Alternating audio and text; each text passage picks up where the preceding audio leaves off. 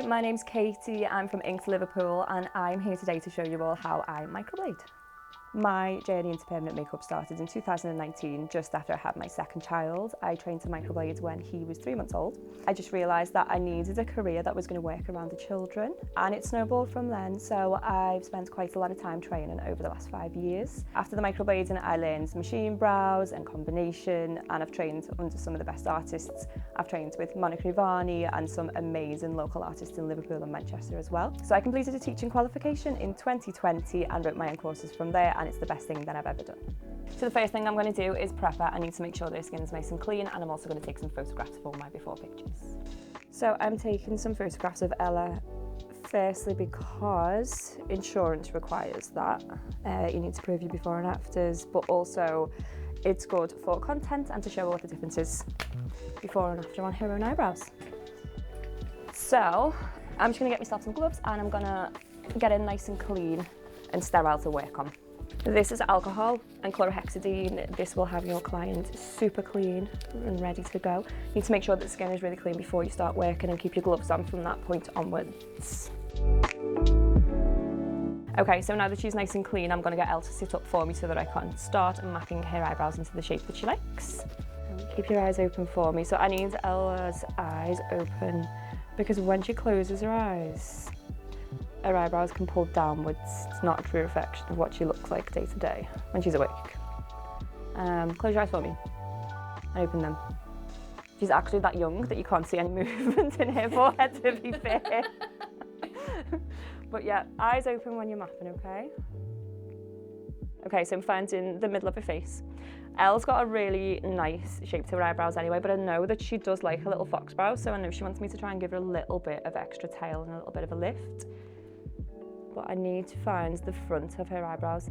Generally when I'm mapping, I will use the front of the eye, the inner corner of the eye, but you can see on Ella that's a little bit too far back because she's so young still, because Ella's a gorgeous little 20 years old. I don't like to do anything that's too unnatural. Would you normally take anything away from the front of your eyebrows? No, okay. Just the monobrow. Just the monobrow, okay. So that is about natural for Ella.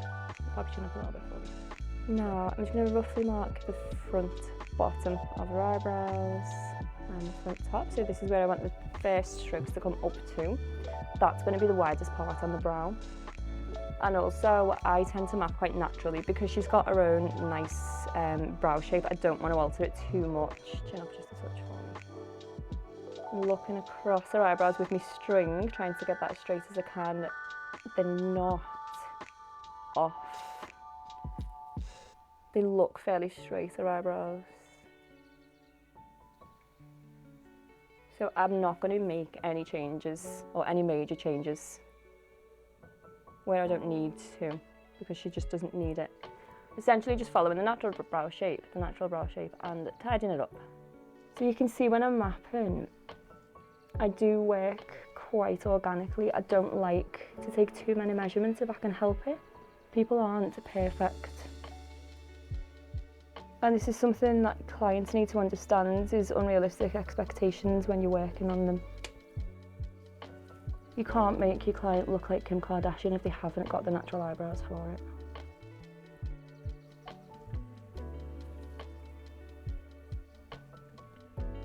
So again, sticking nice and close to Ella's natural eyebrow shape and using the string as much as I can. If I can get this point right, it's much, much easier from then on. Turn to me just a sec. Okay, cool. So I've got the basic structure of the brow now, and I'm going to ask Ella to lie back down again for me. Oh, my go-to brow technique is microblading. It's something that I'm really known well for. It's something that my clients kind of always want to book in for. I do sometimes have to steer them towards other techniques, but microblading is my jam. My go-to products when I am working, I need a good quality blade, so I use a 0.18 diameter 18U blades by Killer Beauty. They are my favourites. I need a good quality mapping pencil. I need good quality mapping string as well. So I am now going to go in with a pencil and draw over these lines, make sure there's no sharp edges on them. and adjust them by hand to what we both want them to be. Because I'm just looking now, the lines that I've drawn on, one eyebrow looks a little bit thicker. I tend to draw them on as they are, even if they look a little bit off, because then clients have got an option which one they like best. They can tell me, and then I can adjust the other eyebrow to match up. One of Ella's eyebrows is a little bit smaller, but we'll draw them on and I'll adjust as I'm going. So this pencil is sharpened to within an inch of its life. It is so sharp. So I'm just trying to get as sharp a line as I can, and then I'm going to tidy this up in a minute with some little micro cotton buds. And I'll show you how I use them because they're so useful. So using these side on will give you a nice straight line where you need it. They're the best things that I've found for actually tidying up the pencil lines and the string lines.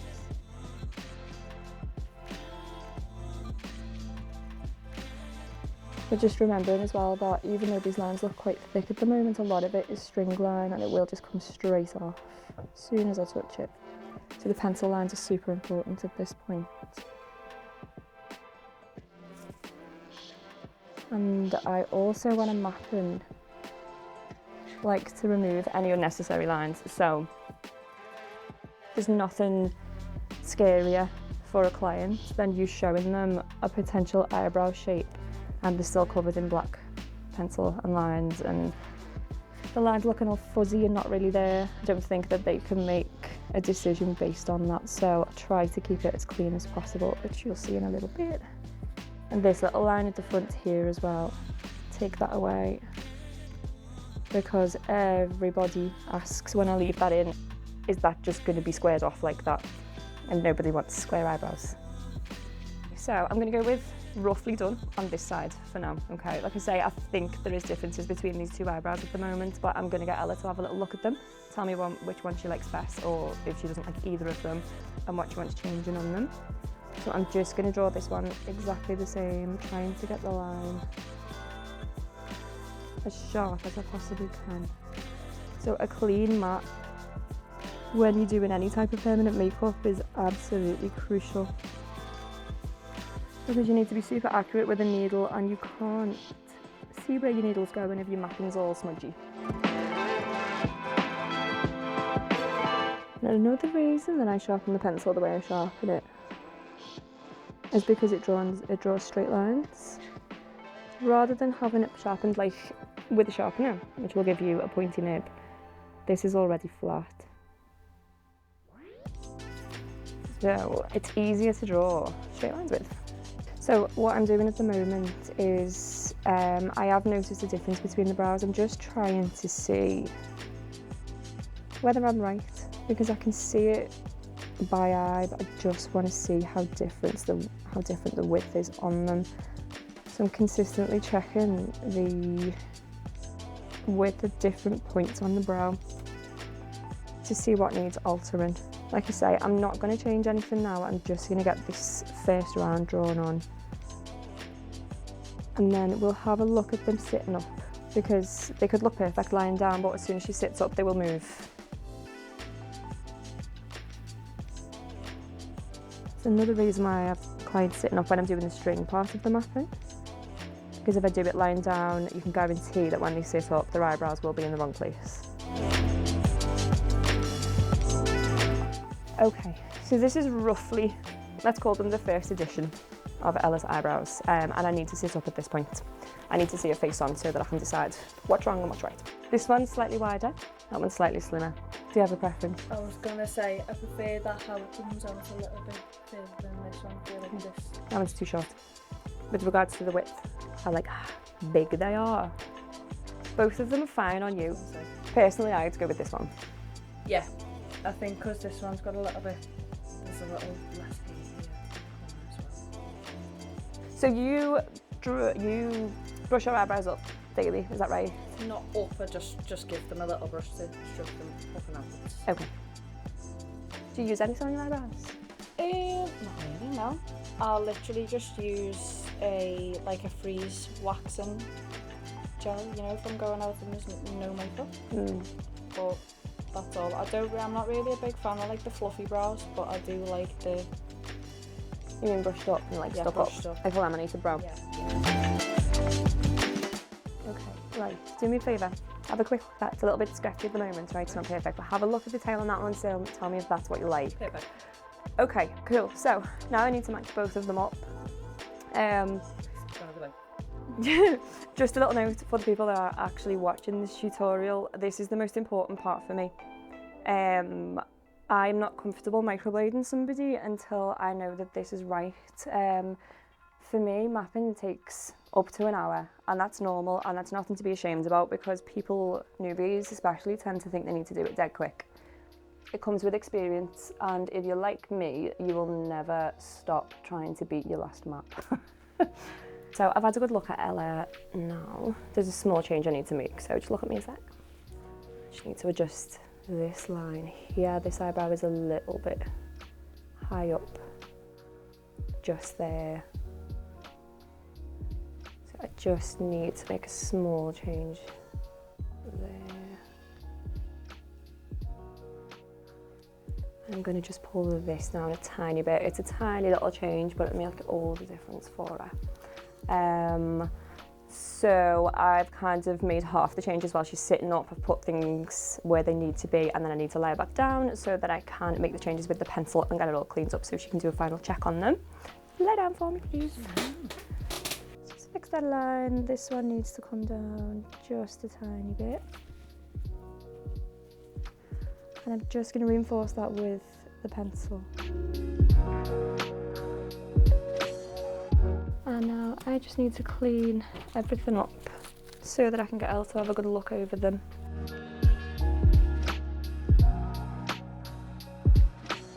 So at the moment, I'm just going to make sure that everything looks spot on for her. Like I say, I need Ella not to panic about the shape of her eyebrows.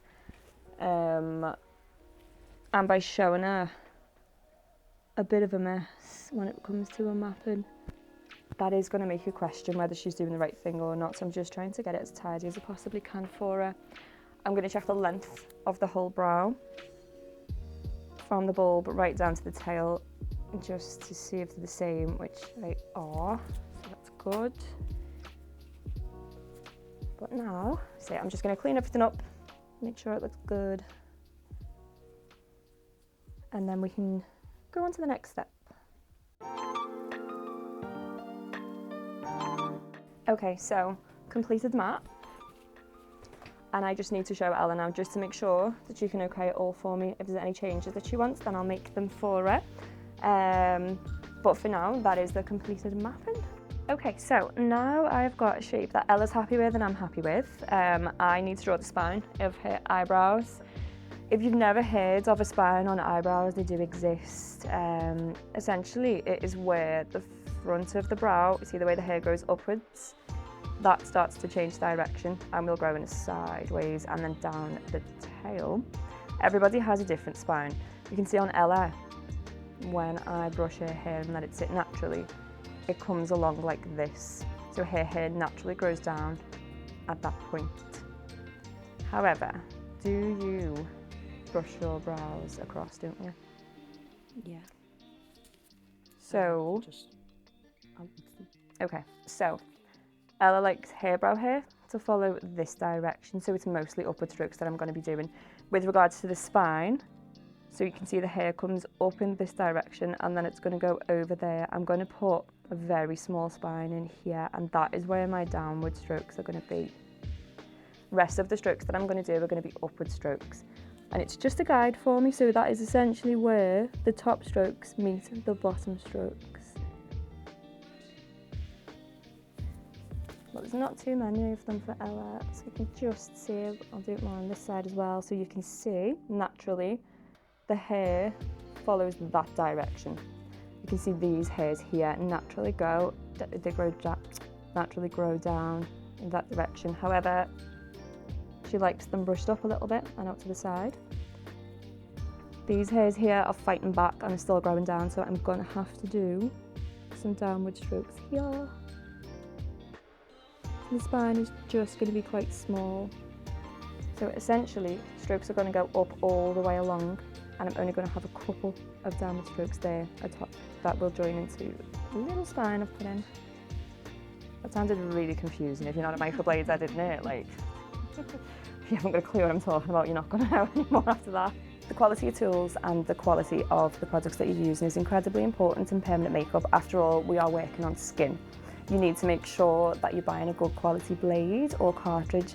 If you're not, and you're buying things that are a little bit cheap and they're off-brand, you can't guarantee the quality of the metal that's used in them. It's the same with pigments. If you're going to buy a pigment and you don't really know where it came from, you can't guarantee what's inside that pigment should there be any problems with your clients. Now, when you're microblading, number one most important rule is your stretch, okay? You need to make sure that you are using a really good 3-point stretch. Because Ella is nice and young, she's got quite a lot of bounce to her skin, so I'm going to have to make sure that I stretch it well to get clean cuts for her. I'm going to start right at the front and do a couple of little head strokes. I'm really sorry if my head's in the front.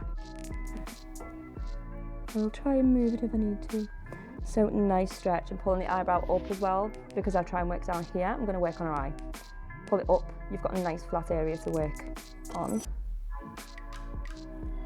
So just a couple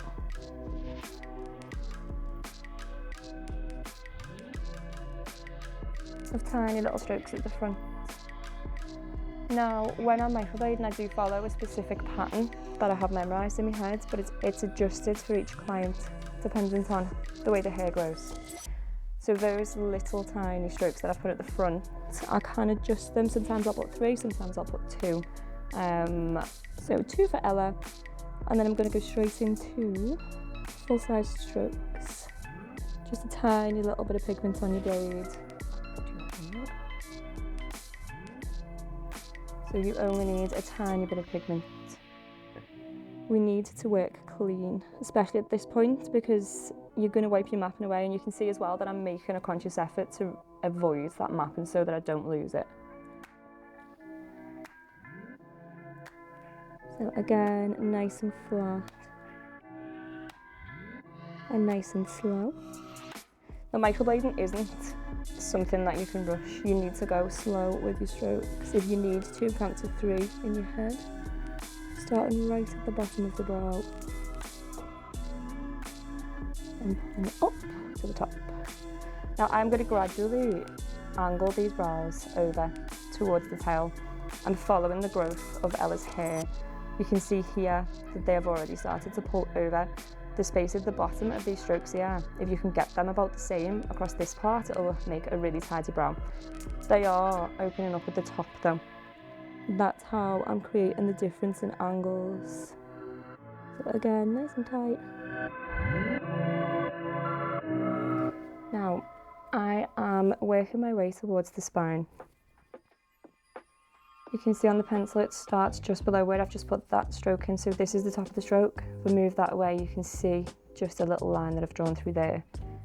That line is now where I need to start angling the strokes downwards, okay? Turn your head that way just as far as a little bit more, thank you.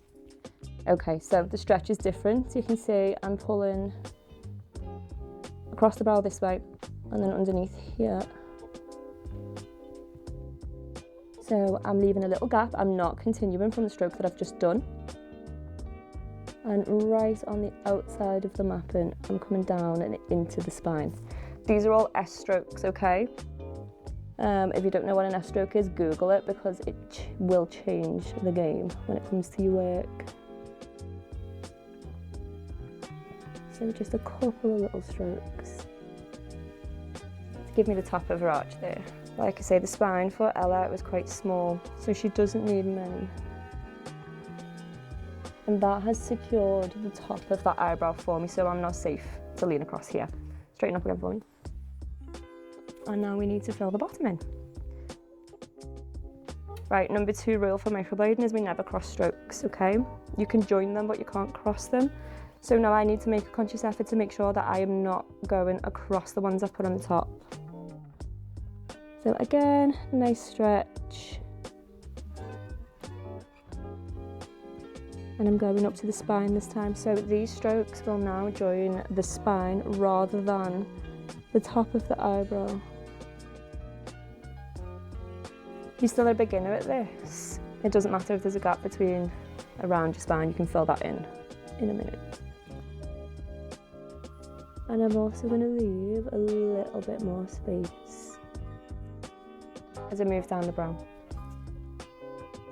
You need to leave space between your strokes. It's called negative space. If your strokes are too close together, they will merge together and form a block. So for a good heel, you need to make sure that you have space between them. I'm leaving enough space so that I can get some strokes in between them as well, so I can fill the brow out. This is literally just the bare bones of the eyebrow. So again, nice and tight. But you can see the skin doesn't pull. It's not moving with the blade. And that's really important. Like I say, Ella's got really stretchy skin over here. So I'm just trying to make sure that I've got a flat surface to work on and that the skin isn't actually snagging. And this is exactly why I wear magnifying glasses, so I don't know whether you can see me, but I am wearing magnifying glasses. And that is because I physically can't see the strokes, they're far too small. The blade I'm using is a nano blade. It's 0.18 diameter. It's an 18U blade, it's a Killer Beauty one, but it's so fine that I genuinely can't tell the difference between the strokes and a hair. And you'll see in a minute when I start the second pass why I need them even more.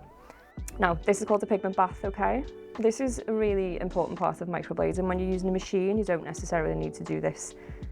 With microblading, it's important to get the cuts full to the top with pigment.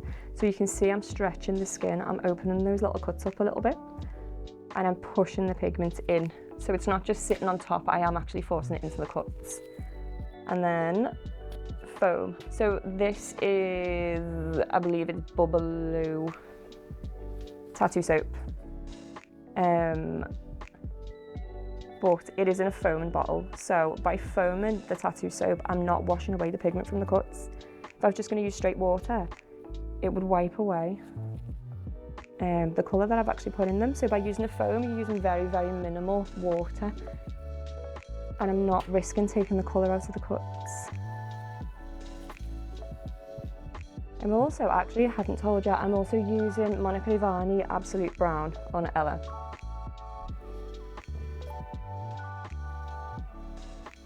Okay, so they look absolutely beautiful already. I don't know whether you can be able to see that, but we'll try and get some close-up shots.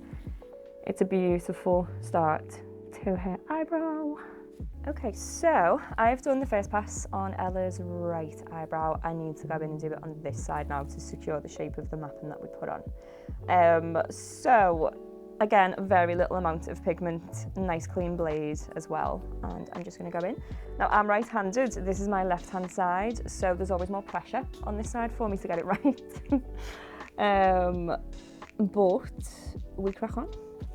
So I can see what I've done on this side, okay? So I'm going to match the strokes up. Like I say, about me knowing a specific pattern in my head, I can also refer back to the first one.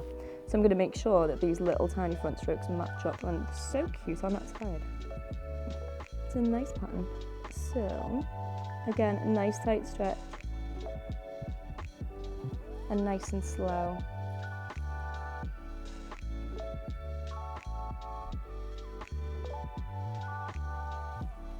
Straight back in with those longer strokes again, and I am working in the opposite direction to the other eyebrow.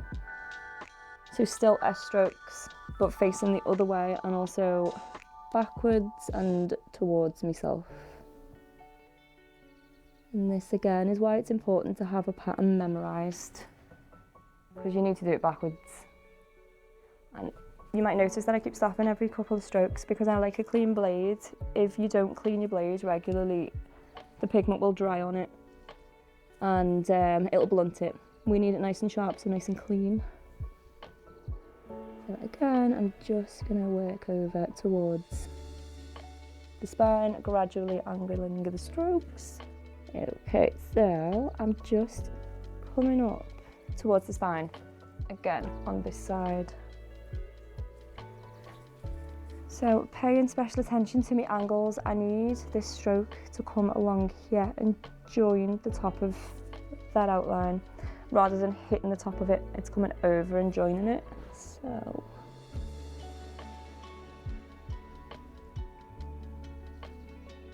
nice and slow. There we go.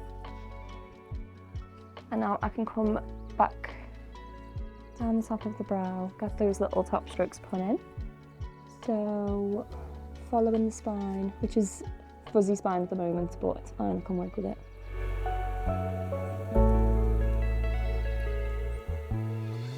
And I'm safe to lean over here now, okay, because I've got the skeleton strokes in. So the 3-point stretch is close to where I'm actually working. And when you're microblading as well, I don't notice this too much anymore, but as a beginner, if you're still learning, you need to be listening for the sound. So microblading makes a little sound. It sounds like a zip being pulled. It's just a little scratch. Do you like that? Yeah. I don't pay attention to it anymore, but it's really helpful as a beginner because that means that you are actually cutting the skin. It can help with identifying the depth that you're at without actually being able to see what you're doing. Because obviously the cuts are covered in pigment, but it gets to the point where you genuinely don't notice it anymore. People mention it to me all the time, and I'm always like, what noise? These strokes as well down the bottom of the brow here, there's no downward strokes, so the ends of her tails are only upward strokes. Turn that way, just as yeah. Which is one of my favourite patterns to do. I actually love upward strokes because it looks so natural. Okay, so skeleton strokes on the second brow done. Again, I'm going to push some pigment in for her. So cover it over with a little bit of brow wrap because it stops the pigment from drying. When it dries, it's difficult to get off, but while it's wet, it dissipates into the cuts while you're working on your other eyebrow. So my favourite product at the moment has got to be Hustle Butter. I absolutely love the smell of it, clients love the smell of it, but it's so good on the skin. So I supply it for aftercare and I use it throughout the treatment. Favourite brands, I'm really loving Manicure Barney pigments at the minute as well. So I supply them to students because they're so safe to use on the skin. They're simple and there's no frills and nothing complicated about them. Okay, so second pass for me is about reinforcing the strokes that I've just put in. So because it was the first pass, I don't know how fine or thin her skin is when I first start working, so I have to be dead careful. I'm cut super light on the first pass. This second pass is all about going back into the cuts that I've just made. Now going back into them enables me to push pigment in with my blade, but also I can adjust the depth. Now I am checking the depth by pulling the cuts open. Now there's one at the front that looks fine, so this very first one here doesn't need to be cut anymore. That is open enough. When you're checking your microblading, the cut should open up just a little bit. If you can actually see the cut but it's not opening when you pull it, that's going to be a little bit too superficial. You probably won't get that healed in. So this part, I'm going over the strokes that I actually need to go over. Number 2 reason why I wear magnifying glasses is because if I was going to try and do this by eye, there's absolutely no way I could do it. So mag glasses are absolutely crucial at this point. So very slowly, 3-point stretch again, and I am going to get my blade into the cut and just very slowly drag it. It's a rocking motion, so I'm not doing one cut as quickly as I can. I'm not going through the whole thing. I'm feeling the depth as I go and adjusting it where it needs to be adjusted. So you can see already that that's, hang on, dirty gloves. So you can see already that if I pull, that second cut now looks much better. You can see there's more pigment in it and they start to pop at this point. Okay, you did. But a dirty glove. I'll change it in a minute. Okay, so I'm just going to work my way along. So consistently taking my blade out of the cut, because it's easy to come out of the cut and create a double cut, which then will just blur into a fuzzy line, which we don't want. So very slowly feeling my way as I go. You can feel it with the blade. and I'm going to keep wiping just to see where I'm up to.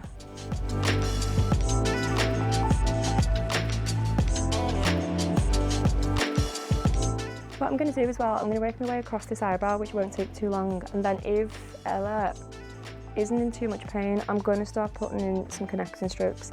Connecting strokes beef the brow up, essentially. They give it more fluff and a bit more substance.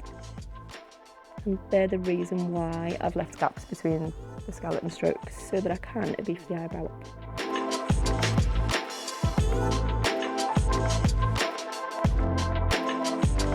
So at this point as well, make sure that you've got pigment on your blade. You can actually push it into the cuts. Now, it's difficult to see through Ella's hair at the moment.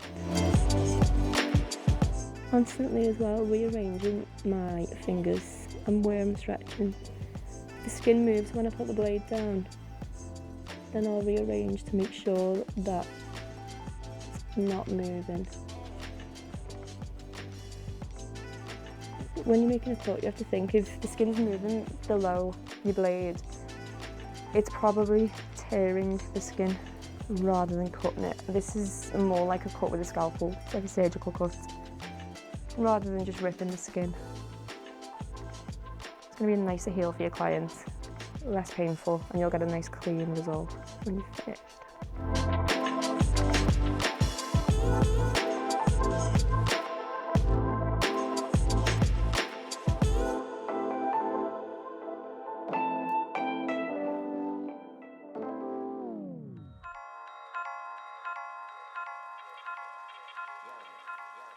So we can have a little look at this one. Just check my skeleton strokes over here. Sorry, I'll get that for you. That's only bubbles. Again, looks pretty. Looks good.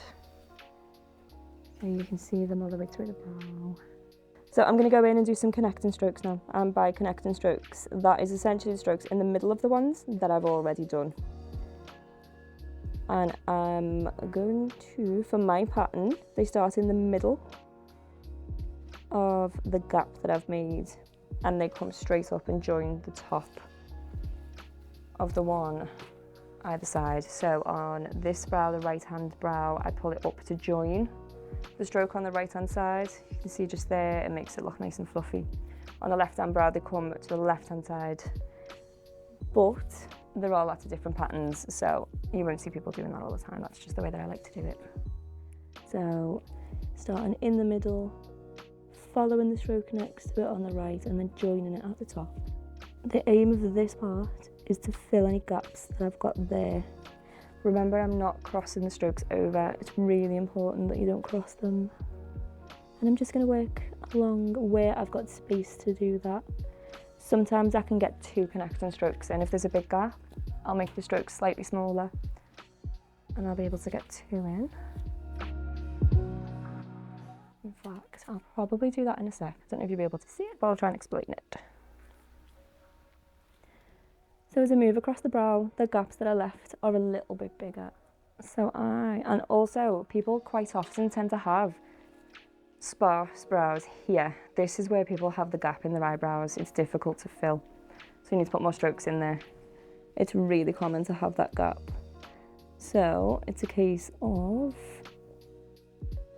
starting in the middle again, but I'm only going to pull it halfway up, and then I'm left with a gap above, just there.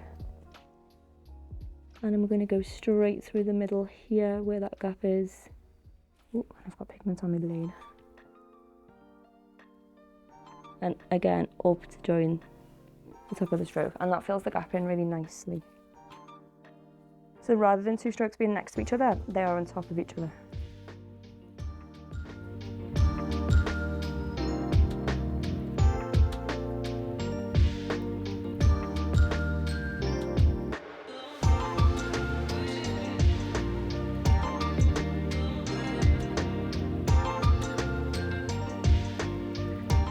Okay, so down here is where it's getting a little bit more tricky for me because I am working on the left side and I'm right-handed. Okay, so I am nearly done with just going over the strokes I've already done on this side. So I'm gonna see whether she can handle the connecting strokes on here, and then we'll be pretty much done at that point.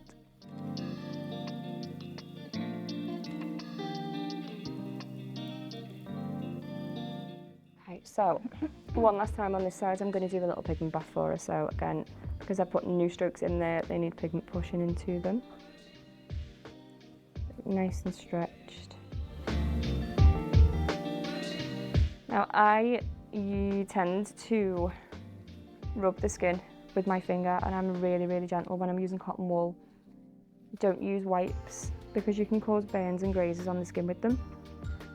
This is something that I see beginners doing quite a lot, is when I'll ask them to clean an eyebrow, they'll go straight in with the cotton wool and rub dead hard.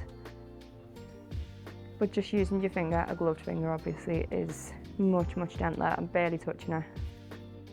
And then when I'm wiping away, again, just nice and gentle, because it's already going to be a little bit sore around that area without me rubbing. Okay, so I am now finished with Ella's eyebrows. How are you feeling? Amazing. Yeah, do you like them? I'm in love with them. Good, I'm so glad. So they look beautiful, I'm in love with them too. So aftercare is really important, okay? You've spent all that time doing a set of eyebrows. We definitely need to make sure your client knows how to look after them. Right, so Ella, I want you to go home, boil your kettle, and I need you to wash your eyebrows once an hour with boiled water. Cooled boiled water, we don't want you burning yourself, okay? So cool boiled water once an hour. Have you got cotton wool pads in your house? I do. Okay, so I want you to get them wet, squeeze as much moisture as you can out of the cotton wool for me. And for today, I want you to actually try to get through your hair and clean your skin, okay? Okay. That's going to remove any lymphatic fluid that's there, any blood, any pigments that's there, and it will stop you from scabbing. Okay. So you'll have a nice clean heel. So once an hour with your cleaning, okay? Do that for 5 to 6 hours. That should really help to reduce your scabbing. Okay. I'm also going to give you some aftercare. I want you to put that on once an hour today as well, okay? After today, I want you to wash them twice a day. Same technique, except I want you to just blot them, okay? So any scabbing that is there, we just want to leave that alone. Make sure that we're keeping them nice and clean. So today we're minimising the scab. After today, infection control, okay? Now, do you normally bath or shower? Shower. Okay, so when you are showering, I want you to throw your head right back into the shower when you're washing your hair, okay? Okay. So try not to let water come past here. Keep a little bit of tissue next to you. If you get your eyebrows wet, I want you to blot them dry for me, okay? So keep them as dry as you can, but still wash. It's properly old school telling people that they can't wash after they've had their eyebrows done. You must wash. Do you do much exercise? I do. Okay, what kind of exercise do you do? Bit of jogging, a little bit of home workout. Nothing too strenuous, but that kind of sweat coming. Okay. From, yeah. I need you not to sweat on them. Okay. Okay, so if I need to do an emergency removal on someone, I will use a saline solution. A lot of the same ingredients as sweat, so you will quite literally sweat your eyebrows off. So minimum 48 hours. No sweat, do not sweat, whether it's exercise or cooking or whatever else you want to do, to sit down. So don't sweat them off, okay? Try to give it 2 weeks if you can, okay? They are the most important bits, so keep them clean. Don't pick them, do not pick them, leave them, and don't sweat them off, okay? That's basically it. You can carry on as normal otherwise. Sunbeds. Sunbeds, absolute no. Really sorry. Okay. Big fat no to the sunbeds to anybody, because it's bad for you. She'll know if it Yeah, does, oh yes. Don't go on the sunbeds. And also no sauna, steam room, jacuzzi, skiing. But yeah, just you can carry on as normal. Keep them dry, keep them clean, don't pick them, okay? And that's basically it. Thank you for watching today. I hope you all learned something. Remember to subscribe to the Killer Beauty YouTube channel, and hopefully I'll see you again sometime soon.